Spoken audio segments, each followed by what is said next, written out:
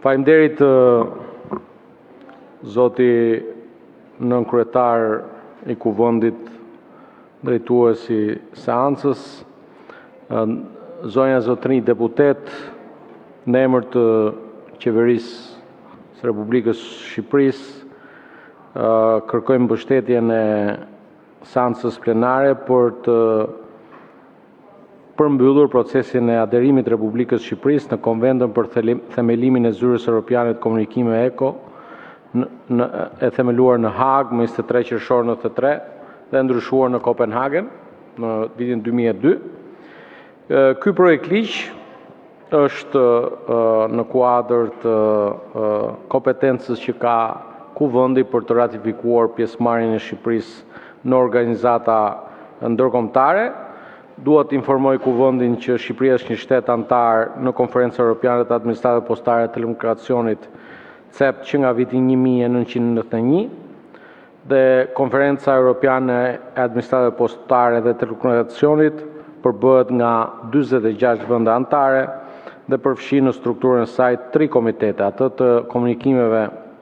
Komitetin i Komunikimeve Elektronike, Komitetin për Politikat për Bashkimin Ndërkombëtar të Telekomunikacionit dhe Komitetin për Rregullimin Postar. Në vitin 1993 është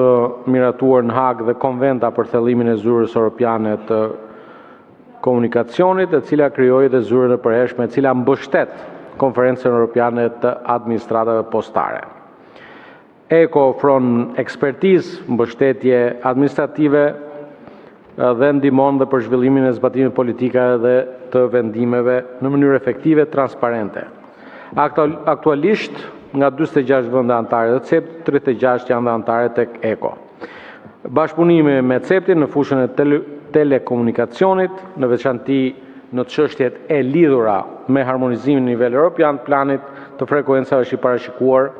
edhe në një ligj tepër të mirë që Kuvendi i Shqipërisë ka miratuar në vitin 2024 për komunikimet elektronike në Republikën e Shqipërisë. Dhe prandaj me anë të këtij projektakti që kemi ardhur sot, kërkojmë mbështetjen e të gjithë kolegëve antar të Kuvendit të Shqipërisë, synojmë aderimin në Konventën për themelimin e zyrës europiane të komunikacionit. Ky projekt ligj është në përshtatje dhe në implementim plot të programit tonë përgjithshëm analitik 2025, natyrshëm vjen një kontekst të rëndësishëm historik që ka të bëjë me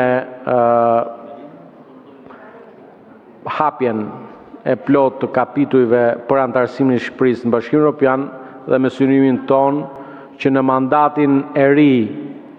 që na besuan qytetarët shqiptarë në 11 maj 2025 të përmbyllim këtë aspirat historike për antarësim Shqipërisë në Bashkimin Evropian brenda këtij mandati. Prandaj i ftoj kolegët deputet që ta miratojmë pikërisht pra aderimin e Republikës Shqipërisë në aktin, konventën themeluese të zyrës europiane të komunikacioneve. Po antarësohemi në shumë organizata dhe në shumë konventa, ta përmbyllim pastaj brenda këtij mandati të ri edhe me aderimin ton apo me antarësimin ton plot në Bashkimin Evropian. Faleminderit, zoti drejtuesi i seancës.